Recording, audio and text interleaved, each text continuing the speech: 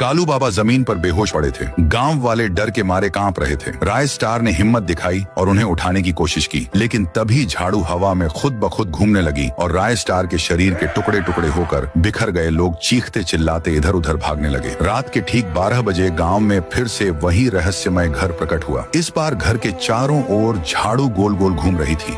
तभी एक डरावनी आवाज गूंजी और चुड़ैल प्रकट हुई। उसकी हंसी इतनी भयानक थी कि पूरा गांव कांप उठा। लोगों के शरीर के चीथड़े उड़ने लगे। जो भी घर से बाहर निकलता उसका शरीर एक तेज धमाके के साथ फट जाता।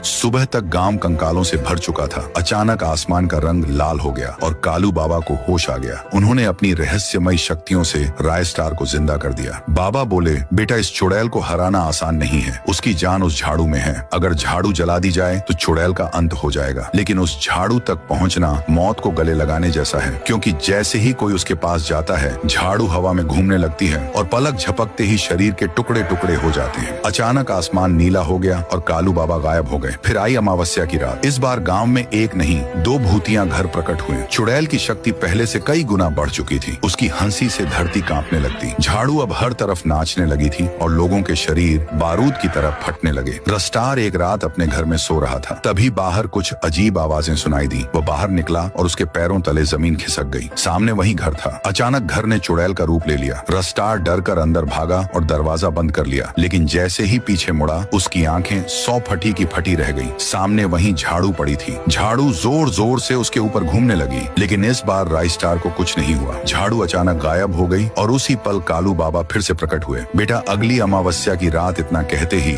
उनके शरीर के भी टुकड़े टुकड़े हो गए। रस्टार समझ गया कि अगली अमावस्या की रात कुछ बड़ा होने वाला है। दिन बीतते गए और चुड़ैल और भी भयानक होती गई। झाड़ू पूरे गांव में घूम घूम कर लोगों को मार रहा था। चुड़ैल की दहाड़ से इंसान ही नहीं जानवर भी फटने लगे थे। फिर आई वो आखिरी अमावस्या की रात। चुड़ैल अपनी शक्तियों को और बढ़ाने के लिए आसमान की ओर उड़ रही थी। तभी उसका झाड़ू हाथ से छूटकर नीचे गांव 2 में गिर गया। राय स्टार ने देखा वही झाड़ू जमीन पर पड़ा था। उसके अंदर से तेज रोशनी निकलने लगी। आसमान काला पड़ गया। चारों तरफ चुड़ैलें दिखाई देने लगी। रस्टार ने हिम्मत दिखाई, झाड़ू को उठाया और घर ले गया। कुछ देर बाद झाड़ू से आवाज आई, राय स्टार अगर तुम गाँव को बचाना चाहते हो तो मुझे जला दो, वरना अगली सुबह यह चुड़ैल सब कुछ तबाह कर देगी। इधर चुड़ैल लोगों को मार रही थी। राय स्टार ने झाड़ू को आग में डाल दिया। झाड़ू जलकर राख हो गई। चुड़ैल की शक्तियां खत्म होने लगी। वह जमीन पर गिर गई और मिट्टी में समा गई। उस दिन के बाद से गांव में कोई भूतिया घर नहीं दिखा। तो दोस्तों, अगर आपको यह कहानी अच्छा लगा हो तो सब्सक्राइब करना ना भूलें।